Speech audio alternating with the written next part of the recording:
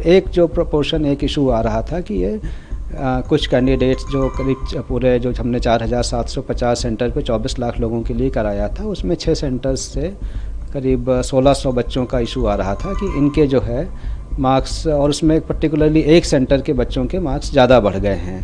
तो उसके लिए एक हमने कमेटी बनाई थी, ग्रीवांस रिड्रेसल कमेटी। जो बच्चे कोर्ट गए थे कि उनका टाइम लॉस हुआ, उनको कंपनसेट किया जाए या रीटेस्ट किया जाए। तो कमेटी ने रेकमेंड किया था कि इनका जो टाइम लॉस हुआ, इनको इस फार्मूले के तहत जो एक पहले किसी अपेक्स कोर्ट के जजमेंट में था, उसके तहत इनको कंपनसेट कर दिया जाए। तो उसके बेसिस पे रिजल्ट इशू हुआ। अब जो है इसमें एक सेंटर से ज़्यादा आ रहे हैं बच्चे, इस तरीके का इशू है। तो इन सबको जो हमारी कमेटी थी, उनको जो रिकमेंडेशंस दी थी, उनको फिर से हमने एक हाई पावर्ड कमेटी बनाई है। एक रिटायर्ड जो यूपीएससी के चेयरपर्सन हैं, उनकी अध्यक्षता में वो इनको पूरा इसको देखेगी और जो ये इश्यूज हैं 1600 बच्चों के 6 सेंटर के, और उनको उसके बारे में अपनी रिकमेंडेशन देंगी। और जो पूरे मतलब 23 लाख बच्चों का है और ये जो 1600 बच्चे हैं, इन दोनों को आश्वस्त यही किया जाता है कि एग्ज़ाम जो कंडक्शन हुआ वो पूरी तरीके से अच्छा हुआ, कहीं पे कोई इंटीग्रिटी कंप्रोमाइज़ नहीं हुई है। जो इशू ये 1600 बच्चों के कंपनसेटरी मार्क्स देने का है, इसको रिविजिट करेंगे और जो कमेटी रिकमेंड करेगी उसके आधार पर निर्णय लेंगे।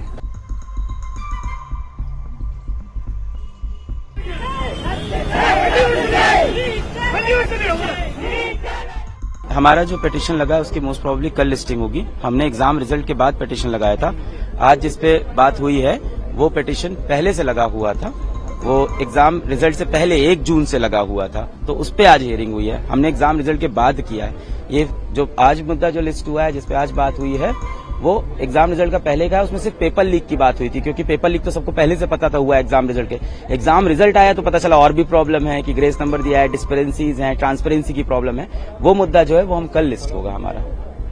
तो क्या उम्मीद है सुप्रीम कोर्ट से? आज तो सुप्रीम कोर्ट ने कोई राहत नहीं दिया, काउंसलिंग कंटिन्यू। बिल्कुल नहीं, बिल्कुल राहत, इस चीज में कोई राहत नहीं। उन्होंने बोला नहीं, हम काउंसलिंग को होल्ड पे नहीं डालेंगे, पर एनटीए से जवाब मांगा है। उन्होंने जो ये बोला है सेंटिटी of the exam is compromised, ये दिखा रहा है कि हाँ कहीं ना कहीं एग्जाम की जो पूजनीय स्थिति थी उसमें कोई कॉम्प्रोमाइजेशन हुआ है, और एनटीए से एक ऑफिशियल जवाब मांगा है। पर ये मुद्दा सिर्फ पेपर लीक के बारे में था। हमारा जो मुद्दा है वो पूरा ग्रेस नंबर के अराउंड, ट्रांसपेरेंसी के अराउंड और पेपर लीक दोनों के अराउंड है। तो वो मुद्दा कल आएगा तो I think honourable supreme court को हम लोग और चीजें प्रेजेंट करेंगे जो अभी शायद हाईलाइट नहीं हुई है।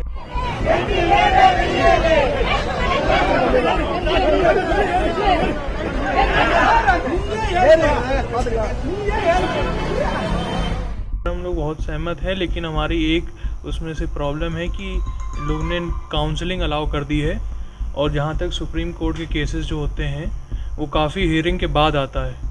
और मेरा ये सोचना है कि अगर हियरिंग 2-4 बार और हो गई तो ये लोग काउंसलिंग पूरी कर देंगे, बच्चों को सीट अलॉट हो जाएगी मेडिकल कॉलेज में। अगर सीट अलॉट होती है तो बच्चे वापस आने से कतराएंगे, और वो गवर्नमेंट भी नहीं चाहेगी कि उनसे सीट वापस ले।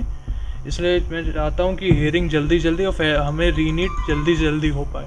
लोग ने देखा कि 720 आउट ऑफ 720 67 स्टूडेंट्स के जितने आए थे, तो इससे ये तो साबित होता है कि सब तो डिज़र्विंग नहीं होंगे।